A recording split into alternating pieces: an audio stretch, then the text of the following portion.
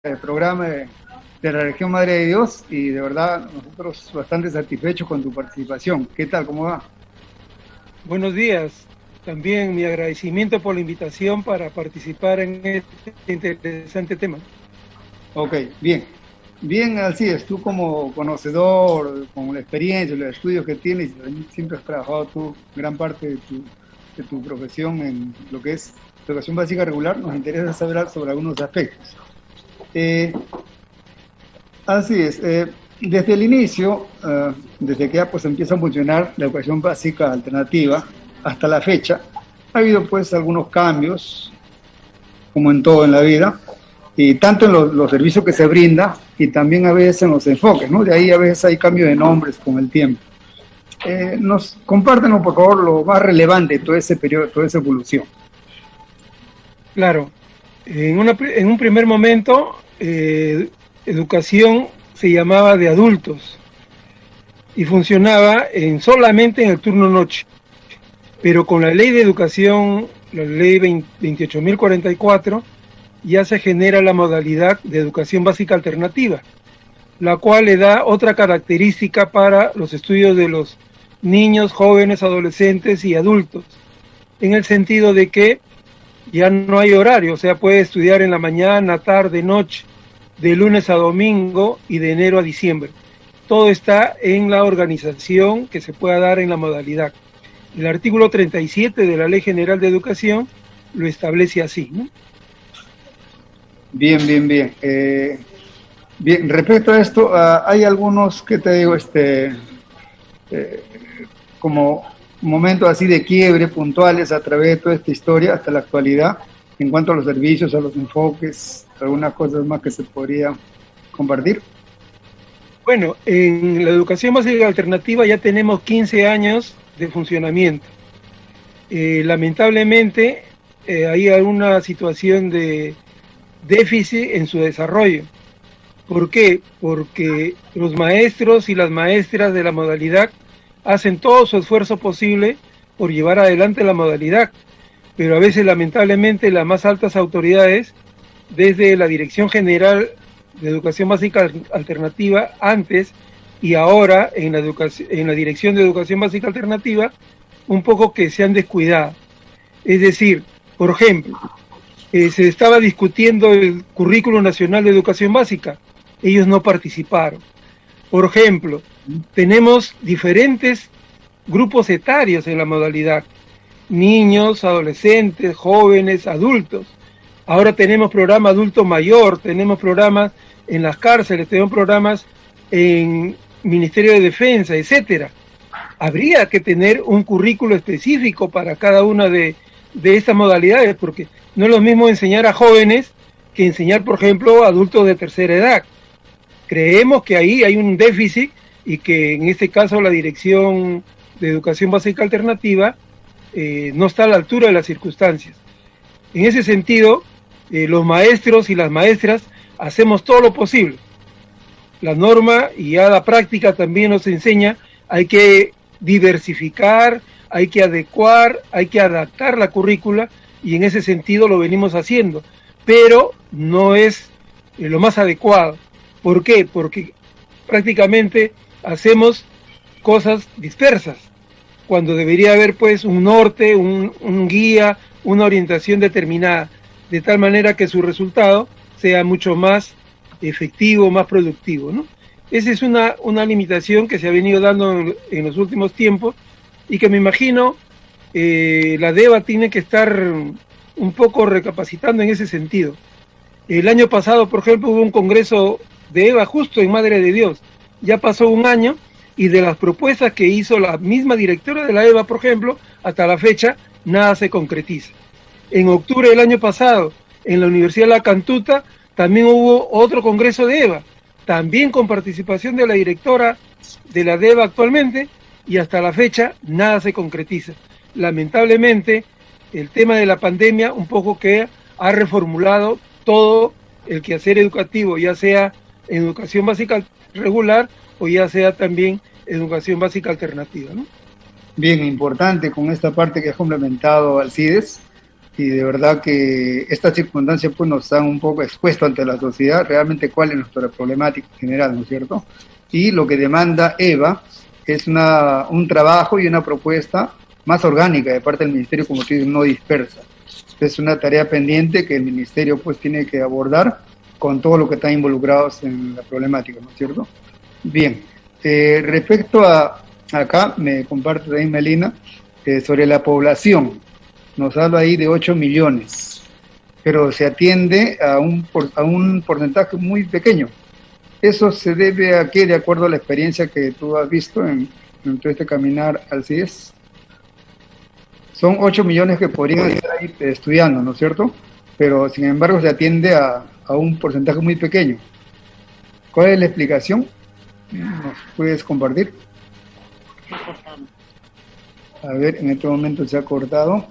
Menino, sí. Así es. Hubo un estudio que desarrolló el profesor Cifreo Chiroque, Okay. donde, de acuerdo a ese estudio, hay cerca de 8 millones de personas que no han culminado la educación básica. Y la EVA debería ser prácticamente una alternativa para ellos.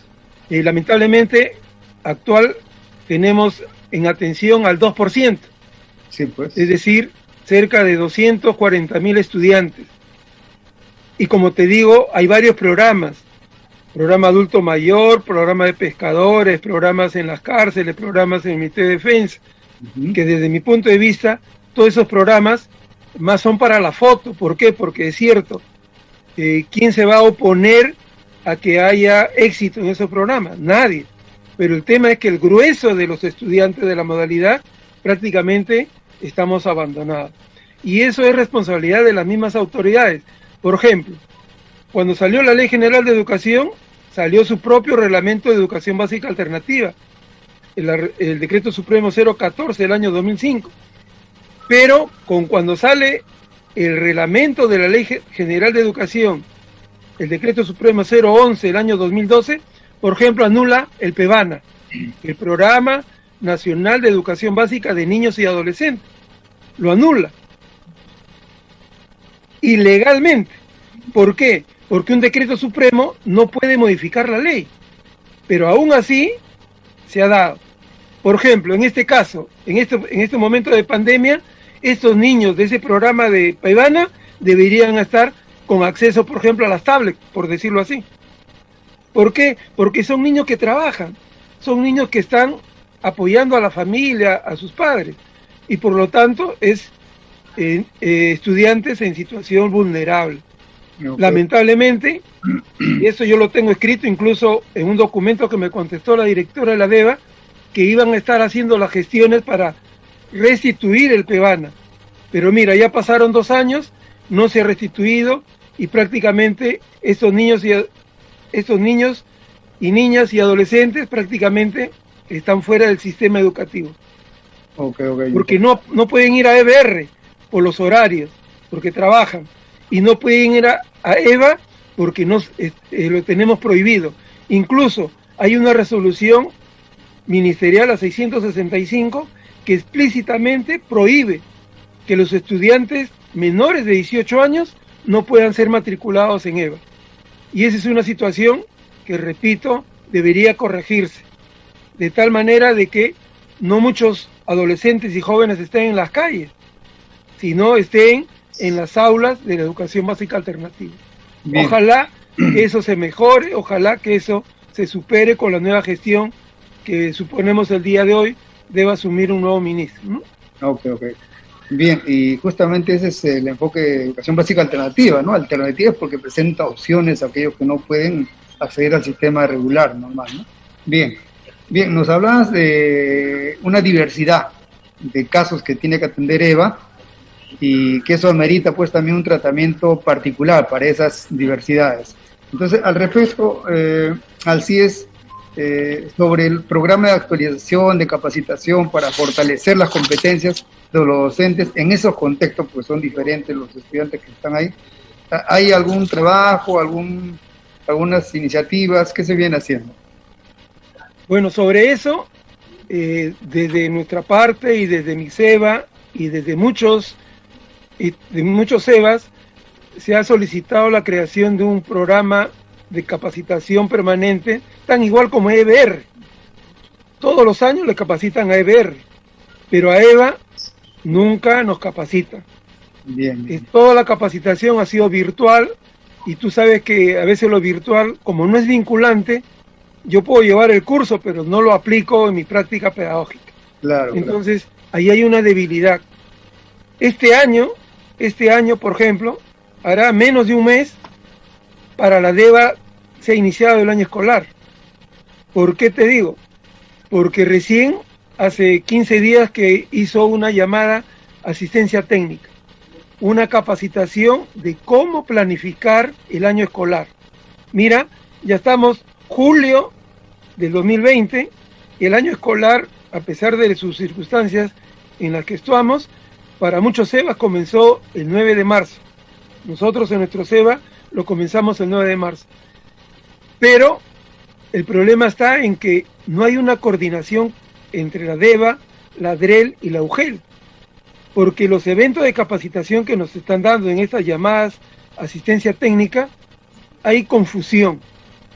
Para la DEVA, por ejemplo, son opiniones personales de los especialistas. Yo he publicado en el último Sembrando algunas opiniones personales de los especialistas, porque ellos mismos en su asistencia técnica lo dicen. Esta es una opinión personal. Por ejemplo, la experiencia de aprendizaje es casi una unidad de aprendizaje. Debes tener actividades. El especialista de la DREC dice, no, la experiencia de aprendizaje es algo global, debe tener varias sesiones. El especialista de la UGEL dice, la experiencia de aprendizaje debe desarrollarse en las sesiones de aprendizaje. Total, el problema, repito, al no haber un programa de capacitación coherente, permanente, de calidad, se genera todas estas confusiones que te menciono y que nosotros, repito, las publicamos y tratamos de aportar, porque no solamente criticamos, damos aportes también. Por ejemplo, el año pasado, cuando salió los programas curriculares de la EVA, la resolución viceministerial 034, el 24 de febrero, el 25 de febrero en la UGEL 2 teníamos capacitación de la EVA. Para el 26 de febrero, es decir, para el segundo día con los programas curriculares, ya hicimos la propuesta de una programación de un periodo promocional, hicimos la propuesta de las unidades didácticas, hicimos la propuesta de las sesiones de aprendizaje. ¿Por qué? Porque los maestros necesitamos eso, es decir, propuestas que contribuyan a mejorar nuestra práctica pedagógica. Creemos que esa es una forma, y repito, es gracias a los maestros y maestras de la modalidad que nuestra modalidad aún sigue sobreexistiendo. A pesar de las dificultades, los maestros hacemos todo lo posible para mejorar nuestra práctica pedagógica, porque ¿cuál es nuestro objetivo? Que nuestros estudiantes aprendan. Y eso lo tenemos bien claro. La prioridad son nuestros estudiantes. Y por lo tanto, hacemos todo lo posible. Tratamos de estudiar, analizar, debatir al interior de nuestro SEBA y desarrollar propuestas. En ese sentido, creo que el Ministerio también está en deuda. Debería haber un programa de formación y capacitación para docentes de educación básica alternativa. Bien, Alcides, de verdad que has abarcado bastantes aspectos de la problemática de EVA, y importante, ¿no?, para toda la comunidad que va a escuchar tu punto de vista, tus alcances, tus aportes. Y bueno, también el mensaje en el sentido de que no, porque históricamente se le a veces un poco ha dado la responsabilidad a los docentes que más es la crítica, a los sindicatos que hay, ¿no?, pero no hay propuestas, y qué bueno que aprendamos que debe ir ambas cosas porque son importantes, ¿no?, ambos aspectos. Bien, Alcides, finalmente, tus palabras finales a toda la comunidad que está inmersa en lo que es SEBA, y estoy seguro que hay tareas pendientes, expectativas, perspectivas que ustedes tienen, pero ¿cómo cerrarías tú esta participación? Y un saludo también para lo de la región que estamos haciendo participar. Sí. Muy bien. Como palabras finales, tendríamos que decir que podríamos, para mejorar nuestra modalidad, implementar educación técnica para educación básica alternativa. Sí. Creo que nuestros estudiantes son trabajadores y por lo tanto la educación técnica puede facilitar su formación en sus trabajos y además mejorar su calidad de vida. Un segundo aspecto, debería restituirse el PEVANA, el programa de niños y adolescentes. ¿Por qué? Porque ellos están en estos momentos fuera del sistema educativo. En tercer lugar, necesitaríamos desarrollar una currícula específica de la EVA para todos sus grupos etarios, para todos los programas que estamos atendiendo. En cuarto lugar, que debería la EVA tener un presupuesto propio. Lamentablemente, dependemos de las unidades de costeo, que prácticamente son la mayoría de las instituciones educativas de EBR. Y por último, un programa de capacitación permanente para dar también facilidades a los estudiantes. En ese sentido, quiero agradecer a la voz pedagógica de la Dirección Regional de Educación de Madre de Dios, y estamos gustosos de repente en otra oportunidad para desarrollar temas pedagógicos y de repente para desarrollar también sobre la gestión escolar en nuestra modalidad. Reitero mi agradecimiento a ti, Juan, al especialista de la EVA y a todos los amigos docentes de la modalidad que nos van a escuchar y que estamos gustosos a colaborar con ellos. Cualquier comunicación pueden hacerlo al Boletín Sembrando, ahí están los teléfonos, está el correo, sus artículos bienvenidos para seguir aportando al desarrollo de nuestra modalidad. Muchísimas gracias. Bien, Alcides, de verdad que ha sido muy grato conversar contigo y estoy seguro que va a haber varias oportunidades porque lo que tú nos has comunicado es de mucho interés para la comunidad educativa de la región Madre de Dios de nivel nacional. Una vez más, muchísimas gracias, Alcides, hasta cualquier momento.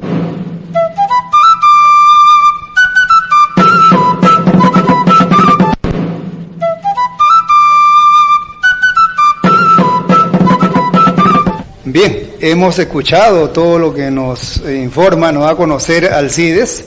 De verdad que la educación básica alternativa es una modalidad que quizás hasta el momento no se ha dado el valor y la atención necesaria, y él a nivel de cifras, a nivel de experiencia, de situaciones que ha podido ver a lo largo de estos años, nos hace ver pues que merece una atención más importante para que muchos estudiantes que no han podido acceder a la educación básica regular también tengan esta posibilidad de aprender y de seguir avanzando y no quedarse.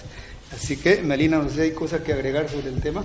No, sí, realmente las palabras de nuestro amigo Alcides realmente calan en la educación básica alternativa. Él ha hablado la realidad que venimos viviendo y sufriendo desde muchos puntos en la educación básica alternativa. Todos los profesores, docentes que pertenecemos a esta modalidad nos solidarizamos con esta expresión, esta frase, ¿no?, de que la educación básica alternativa ha estado siempre relegada en todas las atenciones. Bueno, Juan, vamos a tener ahora la